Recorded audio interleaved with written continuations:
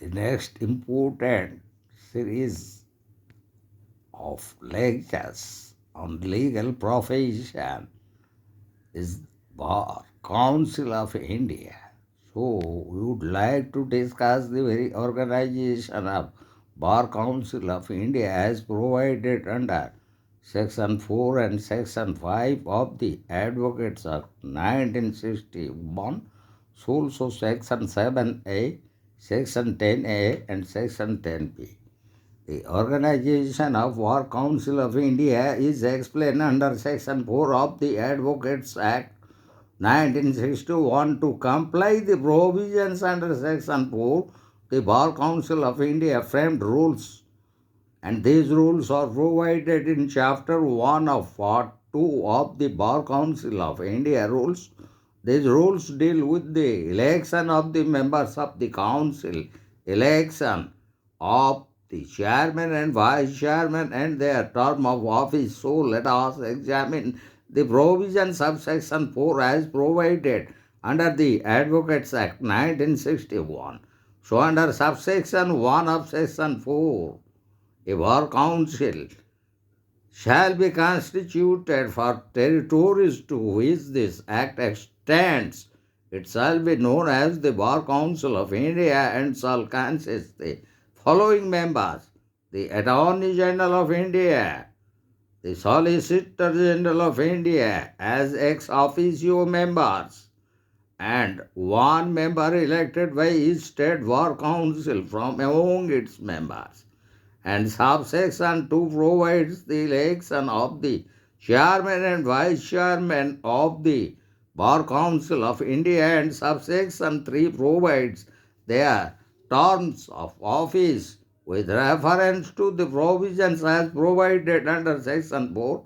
A person to be eligible for being elected as a member of the Bar Council of India should have at least 10 years as an advocate on a state roll, and regarding their terms of office, 2 years from the date of his election or till he ceases to be a member of the State Bar Council, whichever is earlier, and in any other case shall continue to hold office as a member of the Bar Council of India until his successor is elected.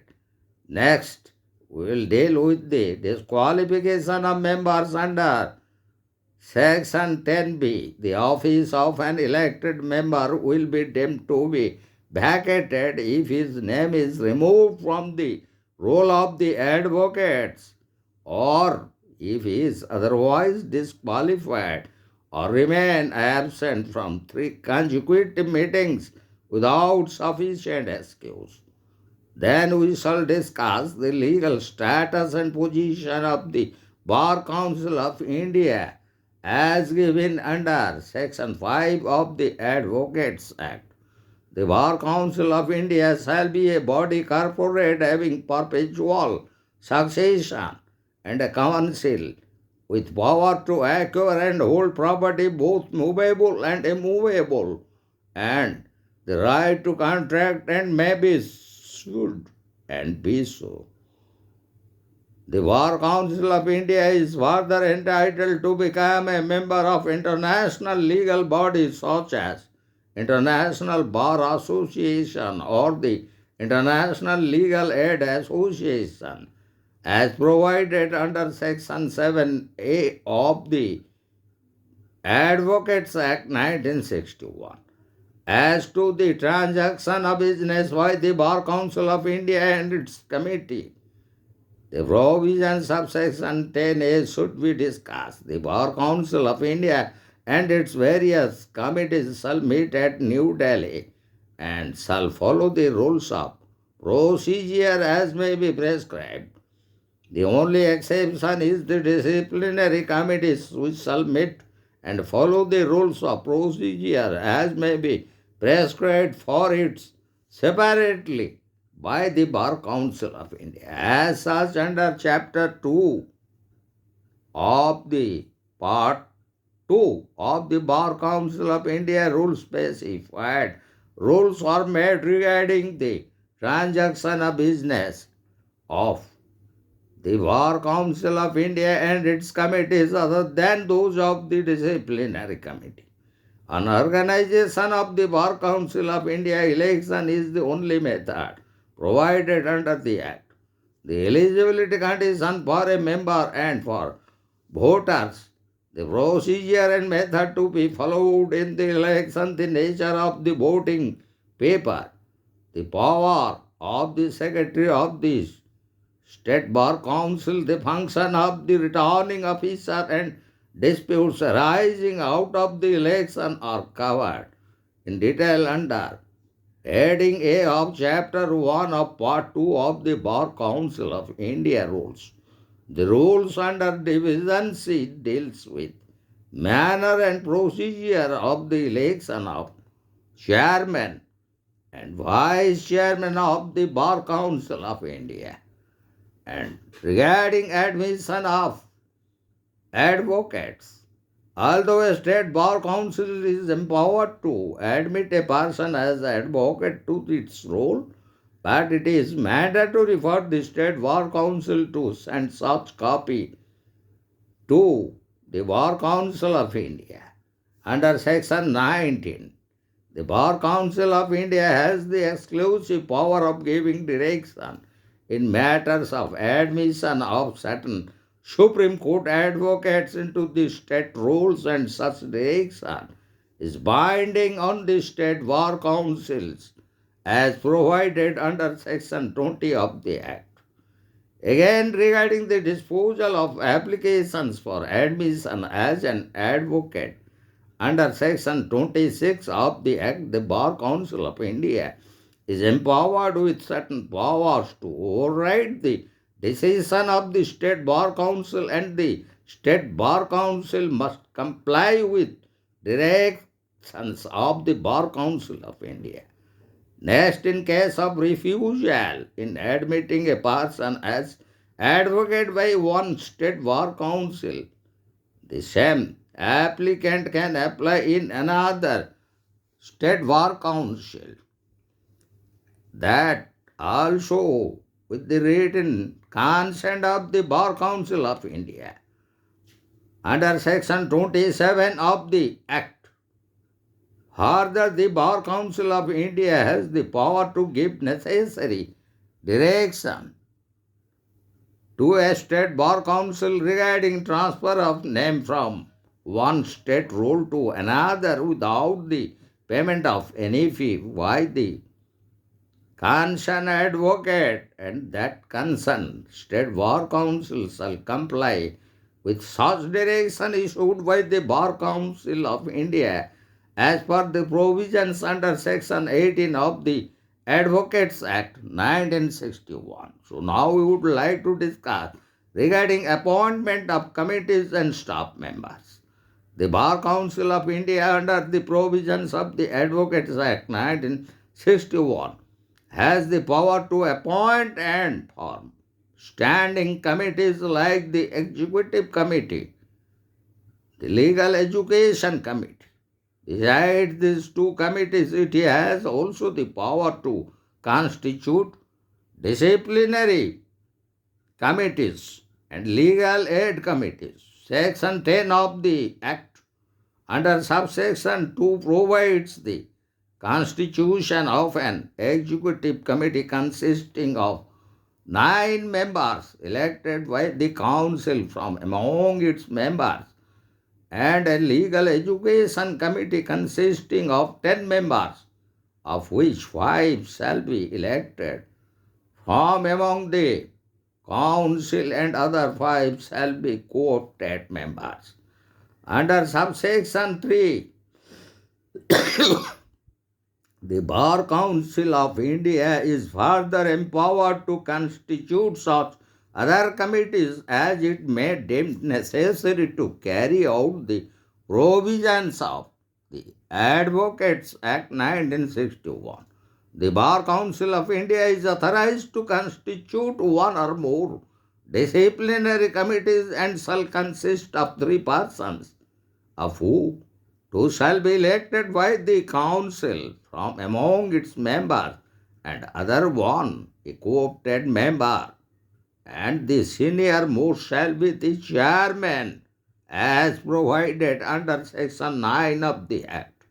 Further, under section 9A, the Bar Council of India may constitute one or more legal aid committees consisting not more than 9 and not less than 5 as required.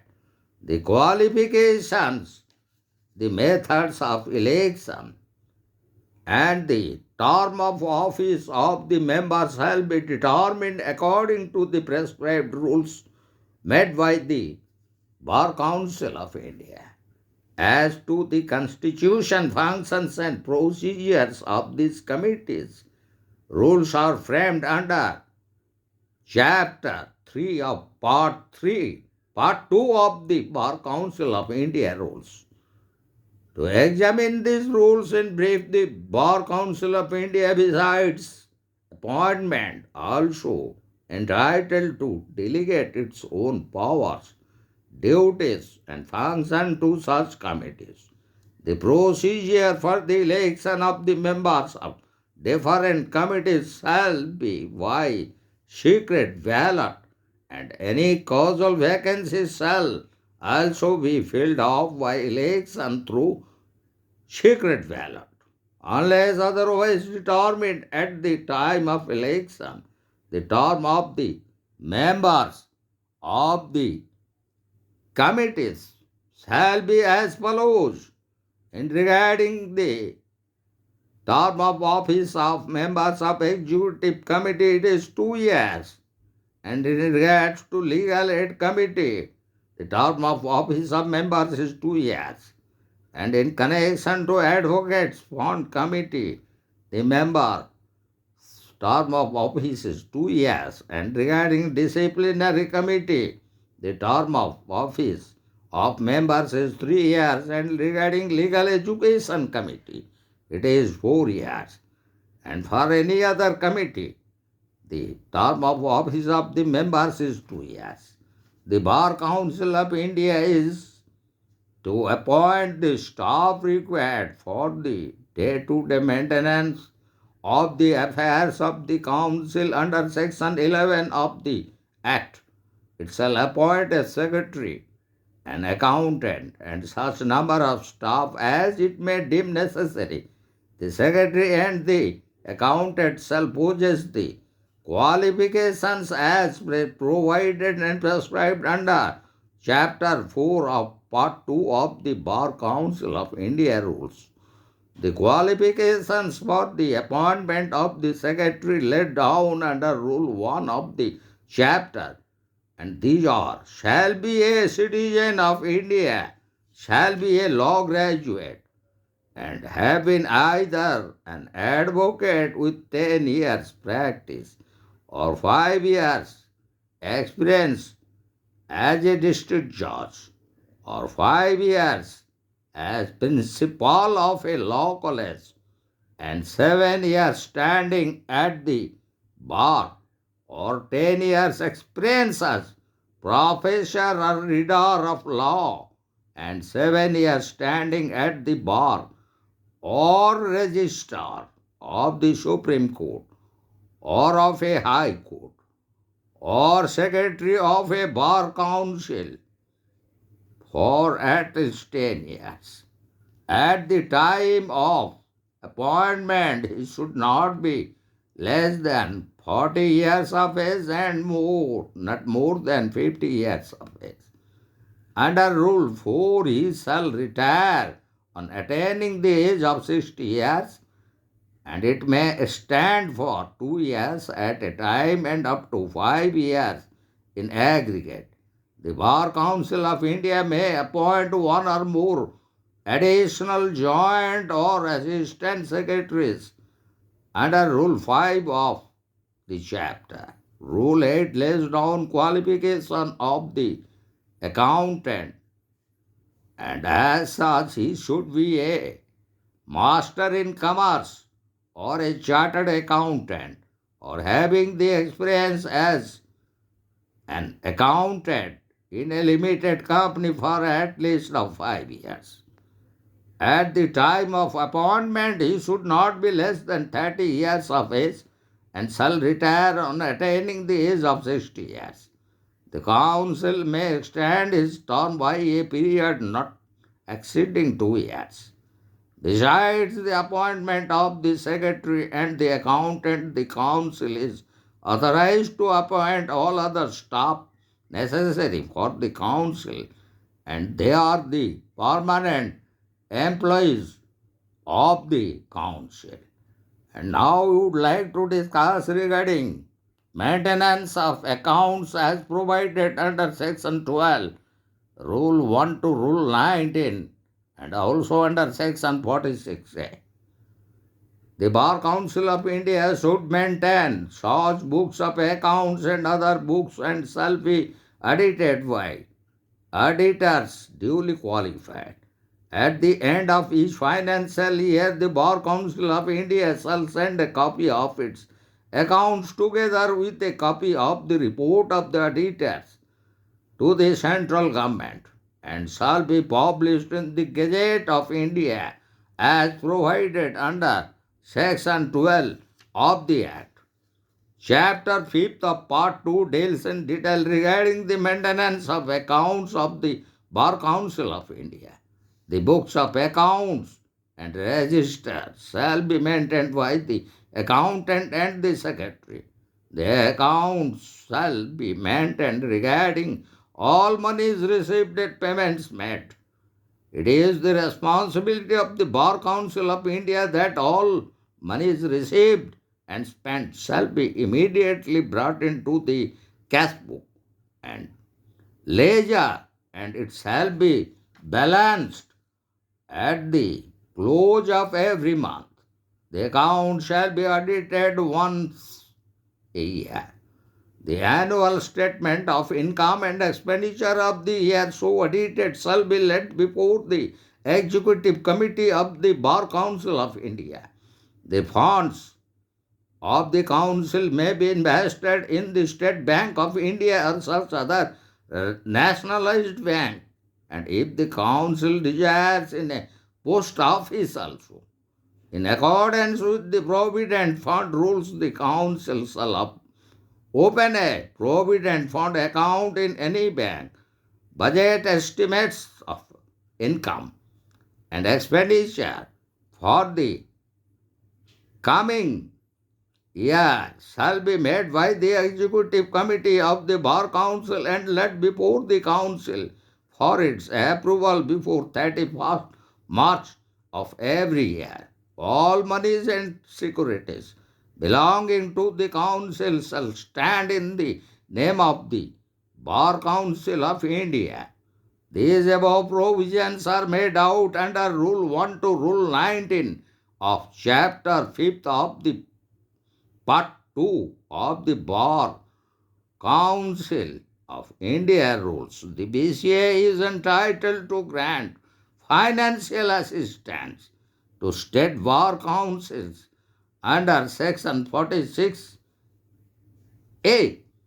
And now we would like to discuss the very rule-making power of the Bar Council of India. As Section 15 and Section 28 of the Advocates Act entitle a State Bar Council to make rules, so also the Bar Council of India is empowered to make rules under Section 49 of the Act to discharge its functions. Under this Act, the Bar Council of India needs to frame some rules, and for framing and making such rules, its jurisdiction and matters are being clearly specified under this section, and these are as mentioned under the manner in the preparation and revision of electoral roll by a state bar council and conditions regarding the qualification and disqualifications of voters, and secondly, qualifications and disqualification for membership of a bar council, and thirdly, manner for preventing any advocate entering his name in more than one state rule, and fourthly, the manner for determining the seniority among advocates. And the fifth one to fix the required qualification for admission to a course of degree in law. And the sixth one, that is relating to observation and inspection of universities on the standards of legal education. And the seventh one, relating to in admitting non-Indians as advocates with foreign qualifications in law. And the eighth one, the class or category of persons entitled to be enrolled and conditions regarding the right to practice.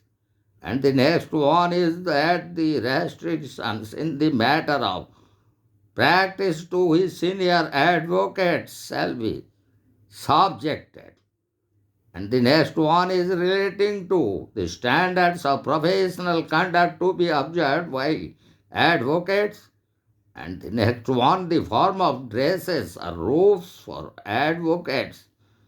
And the next one, the procedure to be followed by the disciplinary committee of a state bar council and its own disciplinary committee.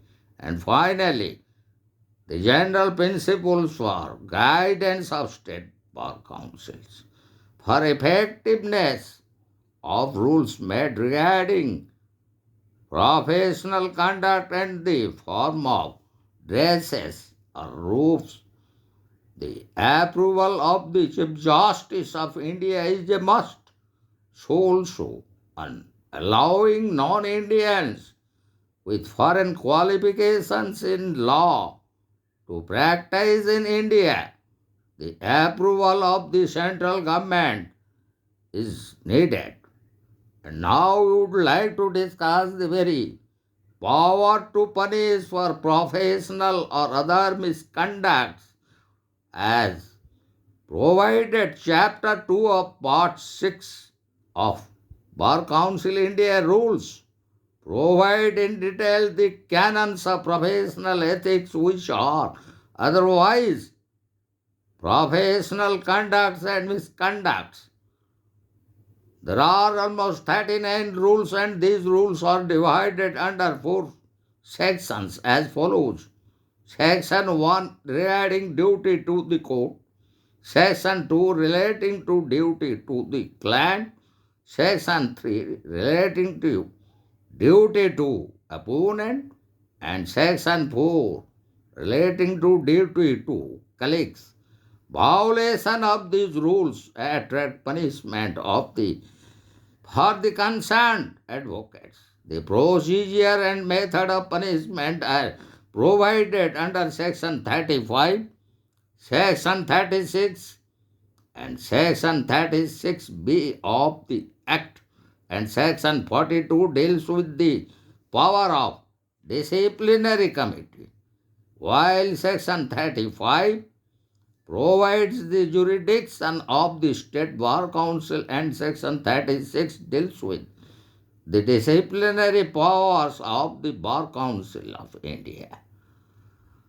So almost we have discussed regarding the provisions relating to power to punish for professional and other misconducts that already we have finished in one of our previous lecture dealing with the main concern topic that is regarding legal ethics, legal and professional misconduct and punishment. So, besides that, we would like to discuss some other powers and functions of the Bar Council of India. So, the Bar Council of India has the jurisdiction to hear appeal against the order of the disciplinary committee of a state bar council or the advocate general of the state. And an advocate may prefer such an appeal within 60 days of the date of the communication of such order to him under subsection 1 of section 37 of the Advocates Act. Every such appeal to the committee passing any order shall give the concerned advocate reasonable opportunity of being heard, or otherwise the committee has the power to remand the matter to the disciplinary committee of the State Bar Council under subsection 2 of the above mentioned section. Besides that, section 38 of the Act provides appeal to the Supreme Court against any order or decree issued by the Bar Council of India, and section 39 of the Act deals with the provisions of Limitation Act of 1963, and such provisions of section 5 and section 12 of the Limitation Act 1963 is applicable to all the cases relating to appeal either before the Bar Council of India or before the Supreme Court. And besides that, you would like to discuss some other important powers and functions. Besides these above discussed powers, the Bar Council of India is also enjoys certain other powers relating to its day-to-day functions, and these are: it has the power to direct the stay of any order of the disciplinary committee of a State Bar Council on such terms and conditions as it may deem fit under Section 40 of the Act. So also the Bar Council of India has the power to call for the record of any proceedings disposed of by a State Bar Council or any of its committees for the purpose of satisfying itself to the legality of such disposal, and may pass such orders under its power of revision as stated in section 48A of the Act. So also the Bar Council of India or any of its committee may review any of its own orders within 60 days of such order under section 48AA. So also the Bar Council of India, under its powers of general supervision and control, may give direction to the State Bar Council or any of its committee for the proper and efficient discharge of their functions as provided under Section 48B of the Advocates Act 1961. The very power of revision and the power to review for their effective implementation follow the rules framed for the purpose under Chapter 9 and Chapter 10 of Part 2 of the Bar Council of India Rules. 6 number of rules are made under Chapter 9 with reference to Section 48A of the Act, and under Chapter 10 consists 2 rules for the very purpose. Proper implementation of the provisions under Section 48A. The procedure and methods are laid down under these rules for the effectiveness of the provisions under Section 48A and Section 48AA. Applications for revision and review shall be in the form of petitions containing necessary facts and shall accompany the copy of the orders with address of the petitioner and the respondent. It shall be filed within 90 days from the date of the order.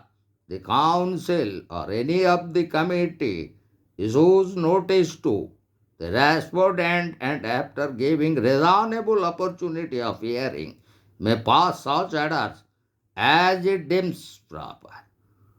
They may appear by advocates through Vakalatnama, a copy of the order on the revision or review shall be sent to the parties free of charge. Besides these powers, the Bar Council of India is empowered certain other important functions which are clearly stated under Section 7 of the Advocates Act and as per subsection 1 of Section 7 which provides the following functions, and these are: number 1, to lay down the standards of professional conduct for advocates, and number 2, to lay down procedure to be followed by the disciplinary committees. Number 3, to safeguard the rights, privileges, and interests of advocates. Number 4 is to promote and support law reforms. And number 5 is to exercise general supervision and control over state bar councils. And number 6 is to promote legal education and to lay down standard of such legal education. And the next one, to recognize law degrees, and for that purpose to visit and inspect the universities imparting legal education. And the next one is to conduct and organize seminars on legal topics and publish journals of legal interest. And the next one is to organize legal aid to the poor. And the next one is to manage and invest the funds of the Bar Council of India. And the next one, to provide for the election of its members and all other functions necessary for discharging under this Act. Further, the Bar Council of India may constitute funds for the purpose of giving financial assistance to disabled and other advocates and giving legal aid and advice to the poor and needy persons under subsection 2 of section 7. At last, the Bar Council of India under subsection 3 of section 7 may receive any grants, donations, or gifts for any of the purposes specified in subsection 2 and which shall be credited to the fund or funds constituted under that very subsection falling under section 7 of the Advocates Act 1961.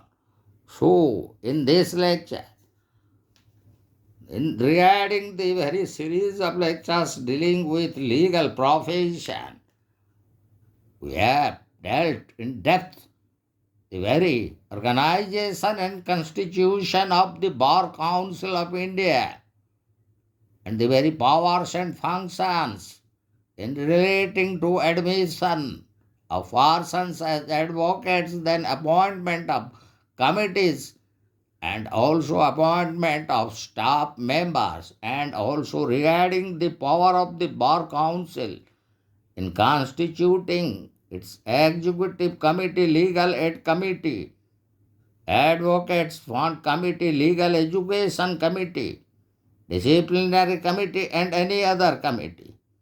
So also, another important function of the Bar Council of India is relating to maintenance of accounts and the very power of rule making and the power to punish for breach of professional conduct or committing professional misconduct. So also we have discussed the appellate power as provided under Section 37, Section 38 and Section 39 relating to Bar Council of India and appellate power in regards to the Supreme Court of India. And finally also we have discussed the other important powers and functions of the Bar Council of India. So, in this lecture, we have completed almost in detail the very powers and functions of the Bar Council of India.